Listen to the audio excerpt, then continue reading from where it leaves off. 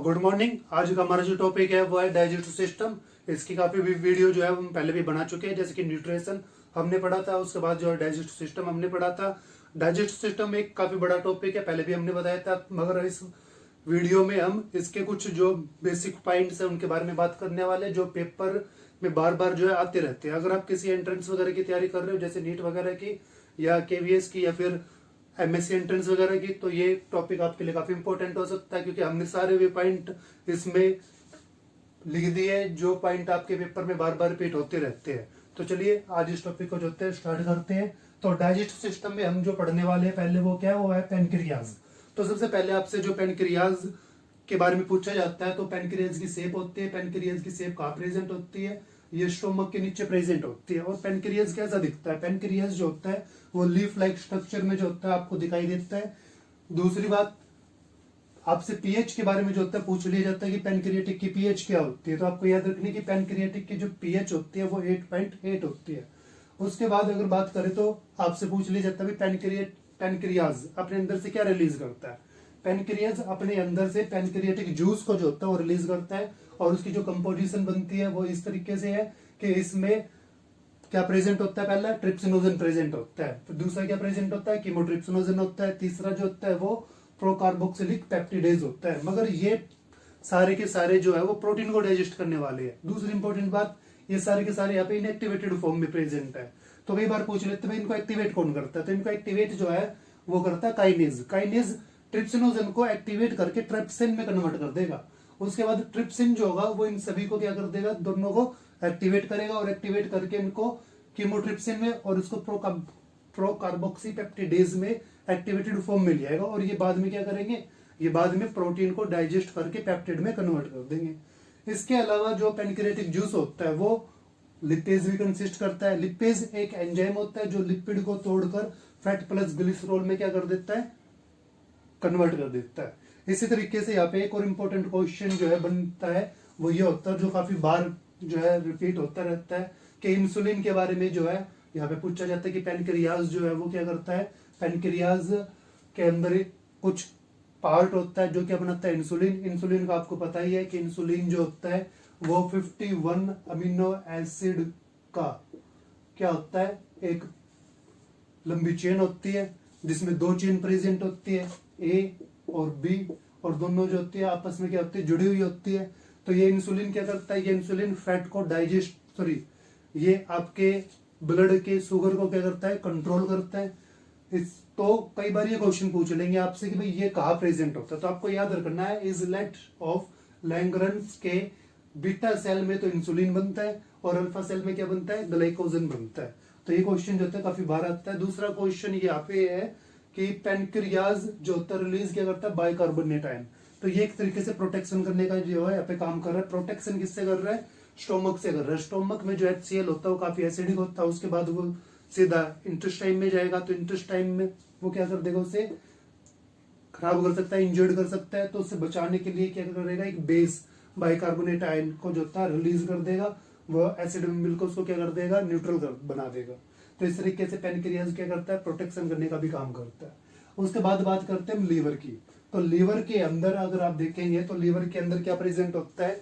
Liver में एक तो रीजनरेशन पावर प्रेजेंट होती है, दूसरा लीवर जो होता है हमारी बॉडी का सबसे बड़ा ग्लैंड होता है, तीसरा लीवर के अंदर क्या प्रेजेंट होता है? एक पाउच प्रेजेंट होता है जो ग्रीन कलर का होता है, जिसे हम क्या कहते हैं? गाल ब्लैडर कहते हैं। अब गाल ब्लैडर के अंदर क्या होता है? बाइल जूस होता है, और बाइल जूस की पीएच क्या होती है? 8 होती है। तो आपको ये सभी पॉइंट जो इसमें याद रखनी है।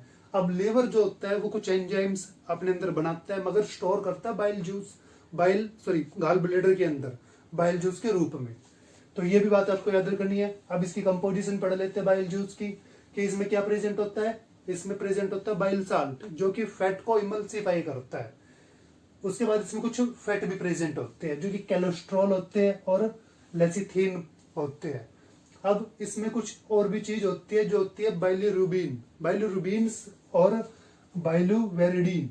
अब ये क्या होते हैं? तो आपको जानना होगा कि भाई जब आरबीसी जो होती है जब वो मर जाती है तो उसके मरने से लीवर के अंदर एक बाइलिरुबिन एक कंपाउंड जो होता है बनता है, और उसी के साथ जो होता है लेसिथिनाइन भी बनता है। ये बाइलिरुबिन जो है वो ऑरेंज और येलो कलर का होता है। और ये जब ऑक्सीडाइज हो जाएगा तो ऑक्सीडाइज होने के बाद ये बाइलोविरिडिन जो होता है वो बन जाता है। बाइलोविरिडिन का कलर कैसा होता है, ग्रीन होता है। जब ये आपस में मिक्स हो जाते हैं तो ये किसका कलर बनाते हैं, ये जो बाइल जूस का कलर होता है वो इन्हीं के कारण जो होता है बनता है।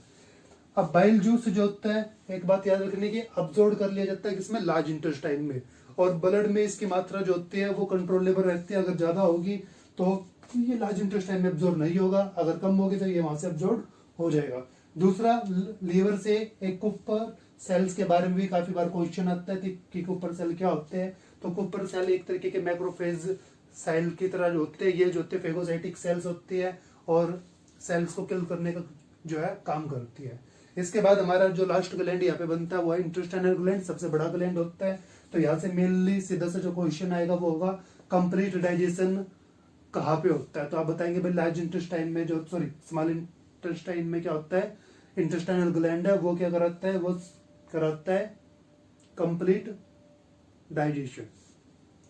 उसके बाद आपको याद रखने कॉमन सी बातें कि इसके पास दो टाइप के ग्लैंड, इसकी जो वॉल होती है उसमें असल में दो तरह के ग्लैंड सेल्स प्रेजेंट होते हैं। एक जो होता है वो क्रिप्ट ऑफ लिब्रिकम होता है, दूसरा जो होता है बर्नर ग्लैंड होता है। अब क्रिप्ट ऑफ लिब्रिकम जो होता है वो एंजाइम सिक्रीट करता है और मक्कस को रिलीज करता है। इसी तरीके से जो बर्नर ग्लैंड होता है वो एक एल्केलाइन फ्लूइड वाटर जो होता है वो रिलीज करता है, और ये भी कुछ एंजाइम जो होता है रिलीज करता है। वे एंजाइम कौन से होते हैं, अलग अलग तरह के एंजाइम होते हैं। माल्टोज होता है जो ग्लूकोज कार्बोहाइड्रेट को क्या करेगा, तोड़कर ग्लूकोज में कन्वर्ट कर देगा। आइसोमाल्टेज होता है, ये भी कार्बोहाइड्रेट को तोड़ के ग्लूकोज में, सुक्रेज, लैक्टेज, ये सभी जो होते हैं जो कार्बोहाइड्रेट को क्या कर देंगे, पूरी तरीके से ब्रेक डाउन करके उसके सिंपल फॉर्म में ले आएंगे ग्लूकोज में, जो ताकि वो अब्सॉर्ब हो सके। इसके बाद जो होता है प्रोटीन के लिए भी इसमें क्या प्रेजेंट होता है, पेप्टिडेज होता है जो प्रोटीन को बाद में और स्मॉल फॉर्म में अमीनो एसिड में जो तो ब्रेक डाउन कर देता है ताकि वो अब्सॉर्ब हो सके। इसी तरीके से डीएनए, आरएनए जो भी है सेल के अंदर, ठीक है, उसको भी ब्रेक डाउन करने के लिए जो होता है न्यूक्लियस एंजाइम प्रेजेंट होते हैं। तो इस तरीके से प्रत्येक चीज का दोबारा से क्या हो जाता है, यहाँ पे डाइजेशन हो जाता है और उनको बिल्कुल सिंपल फॉर्म में क्या कर दिया जाता है, तो ब्रेक डाउन कर दिया जाता है और ब्रेक डाउन करने के बाद उनको अब्सॉर्ब कर लिया जाता है। तो ये ब्रेक डाउन जो होता है कहाँ पे होता है, तो ये भी आपसे कई बार पूछा जाता है। तो आप बता सकते हैं भाई इंटेस्टाइनल जो होता है उसमें 3 पार्ट होते हैं, जुजिनम होता है, ड्यूडेनम होता है और इलियम होता है। तो जुजिनम जो उसका पहला पार्ट होता है उसके अंदर जो होता है पैनक्रियास और लीवर जो होते हैं वे अपना डाइजेशन जो होता है कंप्लीट करते हैं। उसके बाद जब ड्यूडेनम स्टार्ट होता है तो उसके अंदर जो होता है डाइजेशन होता है प्लस अब्जॉर्प्शन जो होता है उसके अंदर स्टार्ट होती है।